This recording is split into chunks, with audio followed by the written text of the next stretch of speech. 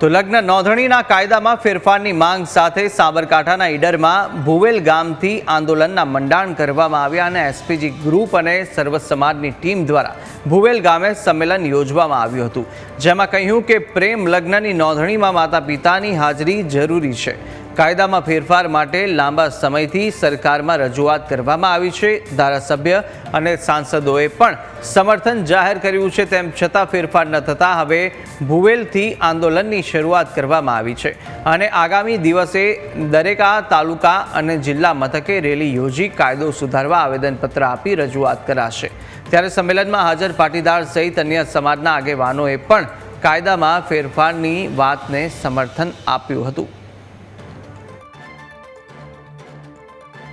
કે સરકારને અમે કઈ થાક્યા કે જે લગ્ન નોંધણીમાં કાયદામાં સુધારો કરો, કારણ કે આ લડાઈ એ કોઈ વ્યક્તિગત એક જ સમાજની લડાઈ નથી, સર્વ સમાજની સર્વ જ્ઞાતિની યુવા દીકરીઓ બચાવવા માટેની લડાઈ છે। અને એસપીજીના નેજા હેઠળ અમે સર્વ સમાજની ટીમ સાથે રાખી 2 વખત મુખ્યમંત્રીને રજૂઆત કરી, 3 પ્રદેશ પ્રમુખને રજૂઆત કરી, ઘણા બધા ધારાસભ્યો સાંસદોને પણ રજૂઆત કરી।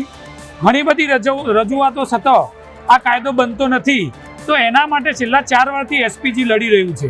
પ્રેમ લગ્ન હટાવવા માંગીએ છીએ અને પ્રેમ લગ્ન માટે એક સરકાર કોઈ જાતના પગલાં લેતી નથી હોતી અને છોકરીઓને અત્યારે એક ભાગી જતી હોય છે અને પ્રેમ લગ્ન કરી દેતા હોય છે, તે જેમાં મા બાપની મંજૂરી નથી હોતી અને બારોબાર બધું થઈ જતું હોય છે। તો એના માટે અમે વિરોધ પ્રદર્શન કરીએ છીએ અને ધીરે ધીરે અમે આ બધું હટાવવા માંગીએ છીએ, જેના માટે અમે અમારા ગામની બધી બહેનો ઉત્સાહી છીએ અને અમારા આખું સમાજ પાટીદાર એના માટે તત્પર છે કે છોકરીઓના પ્રેમ લગ્ન ના થવા જોઈએ અને પ્રેમ લગ્ન કરવા માટે મા બાપની સહી જરૂરી છે।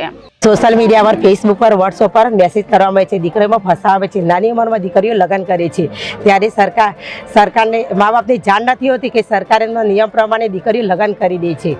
મા બાપને ન્યાય આપો, સરકારને જાણ કરો। જ્યારે દીકરી ભાગની નાની ઉંમરમાં ફસાવવામાં આવે છે, હિન્દુ મુસલમાન દીકરાઓ, અનેક પ્રકારના જાતિ દીકરાઓ દીકરીઓને ફસાવે છે અને એમને ફસાવીને લગ્ન કરી દે છે।